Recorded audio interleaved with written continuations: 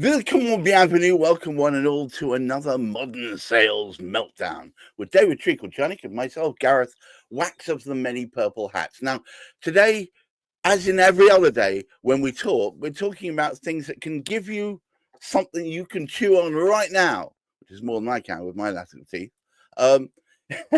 The whole point is stuff that you can take away from this and do something with today, not stuff that you have to train yourself or do something you can use immediately.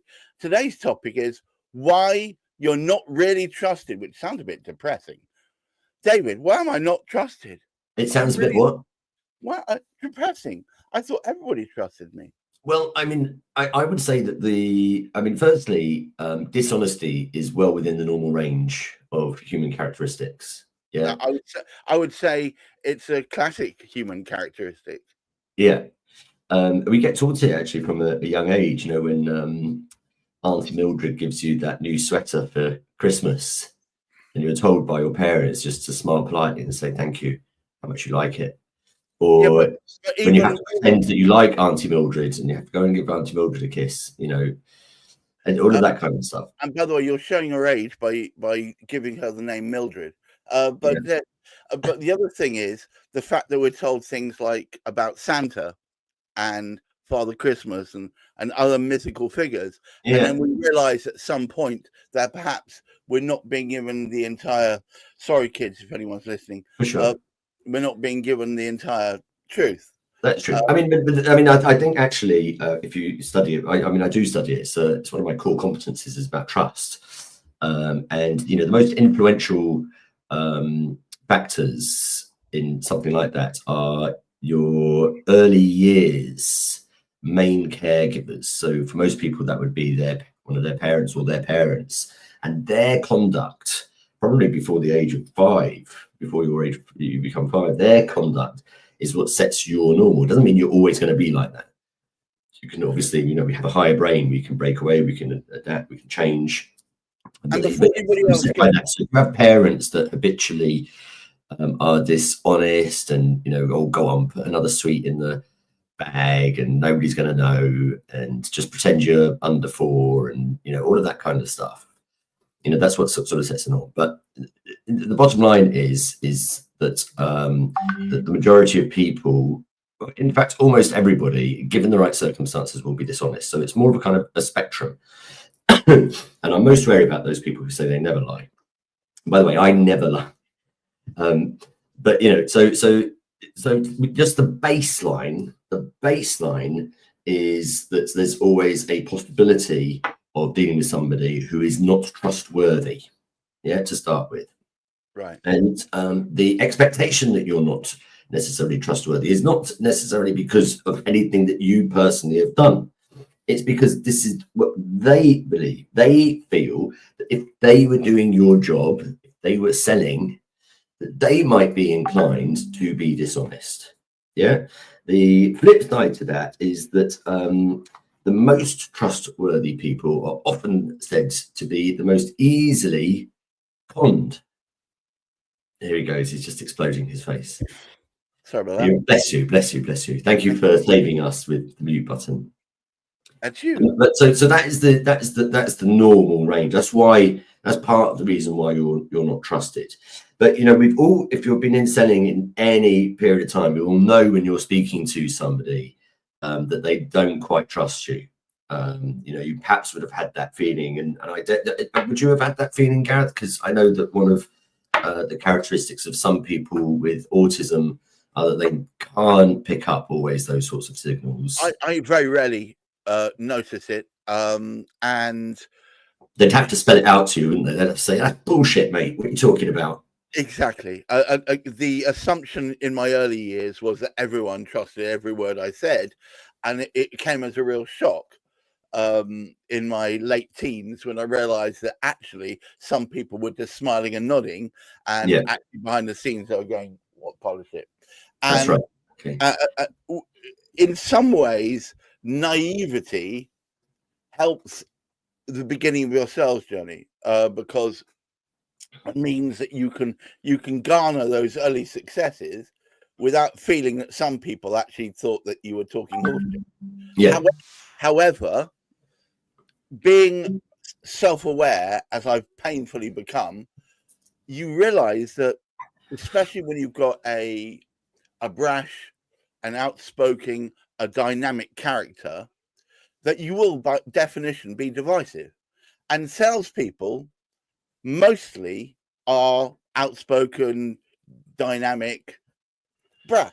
A classic salesman, most of them, I would say, a good. I would say that is a trend that ebbs and flows with other sort of cultural norms. I do think that. I mean, I often challenge when my clients are hiring and they show me the job spec and the people profile that they're aiming for, and it sort of says, well, it says young and dynamic without the young bit these days because you're not allowed to. So they do look for these sort of extrovert things. However, that doesn't correlate brilliantly, those sorts of characteristics. That could be a conversation for another day. Just because somebody is an extrovert doesn't necessarily mean they're going to become a better salesperson. In fact, the opposite can be true quite often. And I think listening that does touch on the topic that we're talking about today. No, but the important thing is that often associated with those characteristics is untrustworthiness. Yeah. So therefore, moderating your normal urge to want to jump in, over talk, or any of those sort of things helps you build rapport. And doing such simple, easy things to do, such as sitting there waiting a little bit extra after they finish talking, and then rather than jumping in with your thoughts, repeat back to them what they've said. You're excellent, mate. You are absolutely excellent, because I labour the point about what is causing the lack of trustworthiness, but you jump straight to one of the solutions for it. Now, clearly, I'm not. My goal here is not to train dishonest people on how to give the appearance of being honest. And that is what most sales trainers, I think, are trying to do. They are trying to teach you how to give a particular impression about yourself, how to appear with these sort of trusted, how to appear knowledgeable, how to appear authoritative. Yeah. So I don't like faking. And actually, I think that people have become more buyers, have certainly become more and more wary about sellers, and they'll trust you even less. So I would urge you not to try and fake it till you make it. I would urge people to try and develop the skills, the competencies that will help you overcome those sorts of challenges. But I think they're skills for life, aren't they? Not just for sales. I mean, I would say that. However, I don't have enormous experience in all the other facets of life. I can only really speak for. No, but most of happiness, in my book, is to do with human interaction. I mean, I know there's happiness gained from buying stuff, happiness gained from learning stuff, happiness gained from using stuff. But the most satisfying, long-lasting happiness I feel is interaction, like I do with you, David. Just so you guys, we have a relationship outside of this. We are friends as well, and that was built up over time through trust building. And part of that trust building was, and I just demonstrated it here, I learned about the repetition back as being a key competency from David. And the fact I repeated it back to him has now reassured him that I actually bloody listened to what he said, and demonstrated it. And that's part of it, listening, repetition back without shoving your ideas over the top, the unfiltered, unedited, exactly what they said back to them, like a tape recorder, for God's sake. Like a tape recorder. I'm going to take it to a new level. I'm going to take it just a whole new level, okay? Because this is what we're talking about here is active listening as a means to do many things, one of which, though, is building trust. When somebody is putting effort into hearing your voice, when somebody is acknowledging that they have heard your voice, they appear more trusted. Why do they appear more trusted? The reason is that they are taking the words from your mouth and saving them in their head. Yeah, that is why it's doing it. It's creating that interpersonal connection, right?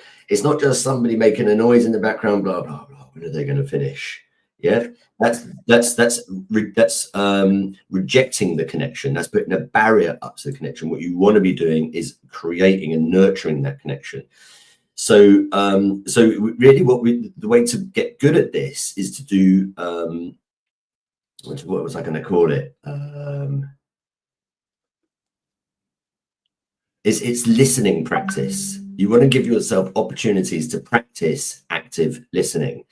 By doing that, the other person that you are dealing with, the person that you want to trust you, will be able to build up those interpersonal connections with you, and you can do it rapidly. I mean, Gareth and I, you and I, we've been doing this for a couple of years, right? So if it had taken you 2 years to figure out how to listen to me, then that's just a longer process. Fine, because we're doing it for 2 years. But when you are on the blower to somebody, and you've got literally 10 seconds before they either hang up on you or start engaging with you, you've got to be able to do these things rapidly. Yeah. Whether it's in the form of an email or a WhatsApp or anything like that, this has to happen rapidly. Now, we don't need to be their most trusted partner within 10 seconds. No. What we need, in fact, in the green room beforehand, Gareth, you said it perfectly. You said that you just need enough trust to be able to accomplish your first task. I think what you need to understand is that sales of any kind is a staged process. And to be able to get to the next stage, it's serial in the sense that you can't get to the next stage before you've done the bit before. You can't leapfrog over bits. You have to gain enough authority to create that thin veneer of trust, so they'll go, all right, I will listen to what you have to say. Correct. So it's staged, and you're basically investing in the relationship in order to get some work done. When you get that work done, you might need to invest a little bit more in the relationship. And so you're moving along like this. We don't need to establish a huge amount of relationship just to do something like, get 10 seconds worth of phone call. We just need a little bit of trust. We might need a bit more once we start getting to qualification, because we're going to be asking them, have they got the money to do this? Yeah. What is your budget? Those sorts of questions. They need a little bit more. And, certainly when you get to the end bit, let's just scale up here a little bit and we want to close, right? We're ready to do this or what? You better make sure that you have enough trust just to be able to ask that. Hopefully it shouldn't be another huge leap at that stage. If you are leaving your trust building to the moment when you're trying to close, you have left it too late. You're going to have to scale great heights in developing trust. You're going to have to send them so much stuff in your proposal, like, all the social proofing and all of that kind of stuff, right? Don't leave it to that point, because you are setting yourself a huge task, and having invested all of that time and effort and money in your marketing, your nurturing, your relationship building, waited months and sometimes years, and you've written huge, glorious proposals. To be dealing with somebody that still doesn't trust you. I've got 2 silver bullets to help accelerate trust building. Well, one of them we've already mentioned, and it sounds so silly, but it really works. And I've tried it out. I mean, I've been a salesman for many years. I used to repeat back to people, but my edited version, because I wanted to get to the next bit quickly. So instead of saying, right, so, and this is going to sound silly to anyone listening, but I urge you to take this on board. Parrot it exactly as they say back to them in the way that they said it, even with the emphasis on the bits that they feel dismayed by. Do it the same way, and they feel instantly elevated. So that's the one. And so Woody said that. Now, the second one is one I'm not mentioned to you, David. So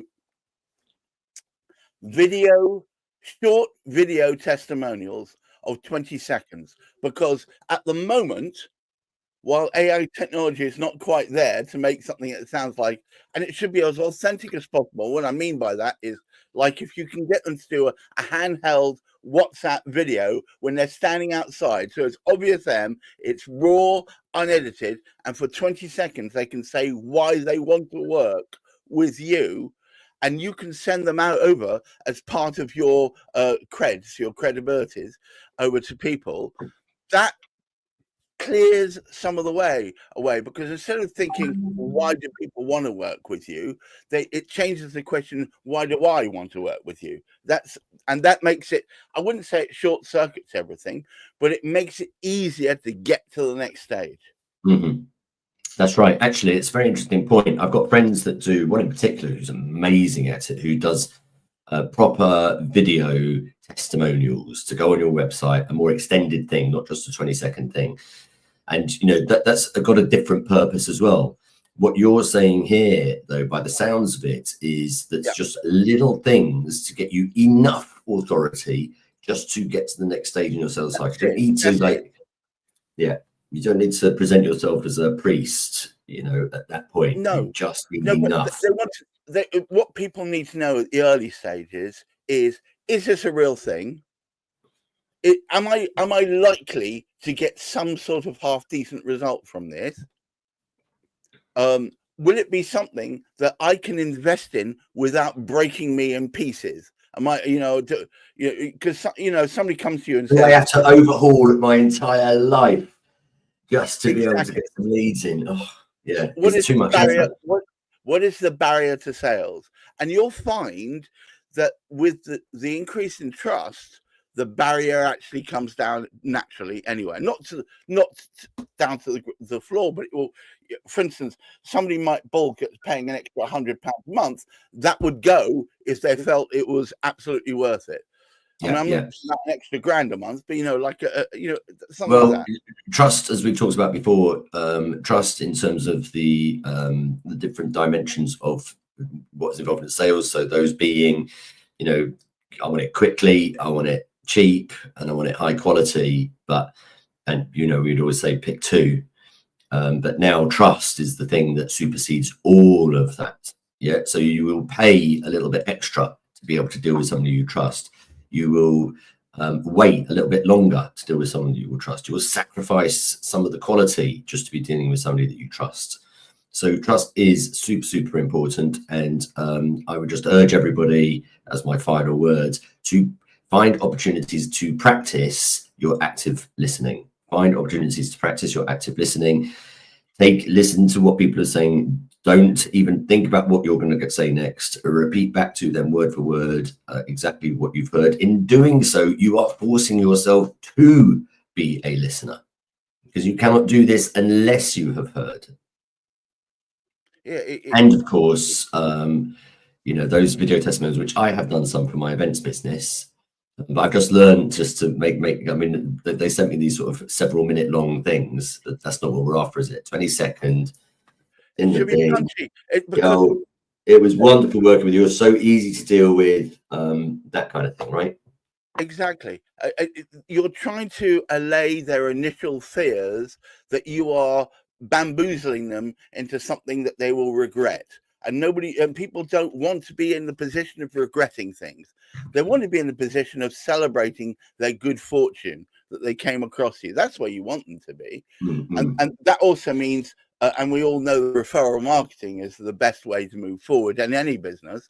So they want to be able to be in the business of being a referrer, that they can say, I met David, and my goodness, it's changed everything about the way and I do sales. And thank you so much, David, for bringing all of this up. Thank you.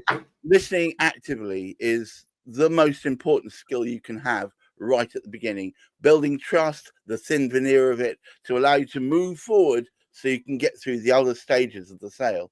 You don't want to be waiting, as David said, to the end to be building that trust. If you do that, you've waited too long, and it's going to be such a high cliff to climb. To all of you watching, please keep your feet on the ground, keep reaching for the stars, and try and look after that mental health. Until next week, bye-bye.